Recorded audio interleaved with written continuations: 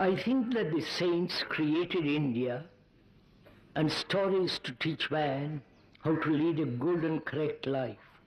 How can you call it nonsense? I think that the saints created idols and stories to teach man how to lead a good and correct life. How can you call it nonsense? Need the question be answered? Have the saints, first of all, who is a saint?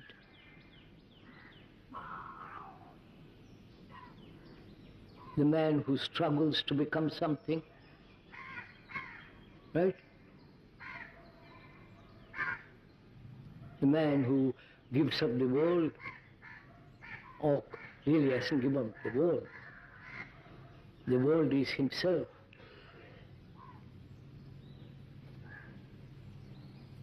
He may burn inside because he may be sexual, he may be angry, but he's boiling inside. Outwardly he may torture himself, put on strange clothes, slightly neurotic. And you soon will begin to worship him. Out of the window, the speaker was watching one day in Benares. A sannyasi in robes came along, sat under a tree with some kind of stick or steel, something in his hand, and began to shout.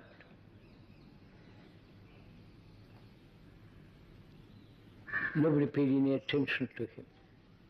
First 4, 5, 6 days.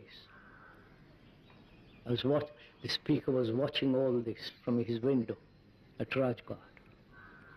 Then an old lady comes along and gives him a flower. And a few days later, there are about half a dozen people around him. He has a garland.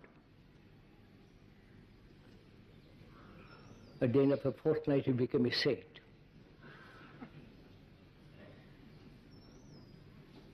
I don't know if you realize, in the West, a man who is slightly distorted in his brain sent to a mental hospital, here becomes a saint. I'm not being cynical, I'm not being rude, insulting, but this is what's happening. Sannyasi is no longer a sannyasi. Just following a tradition. And have the saints created the world, brought about through stories, ideals, a good society, a good human being, which you are the result of all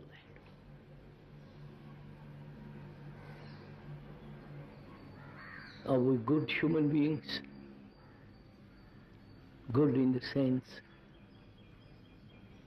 whole, not fragmented, not broken up.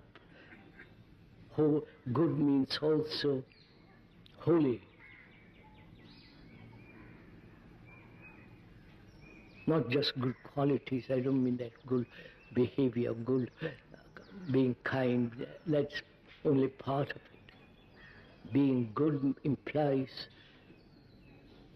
an unbroken, fragmented, harmonious human being. Are we that after these thousands of years of saints and Upanishads and Gitas and all the rest of that? Are we just like everybody else? So we are the humanity.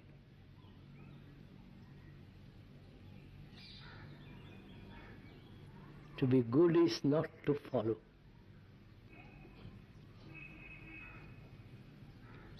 to be able to understand the whole movement of life.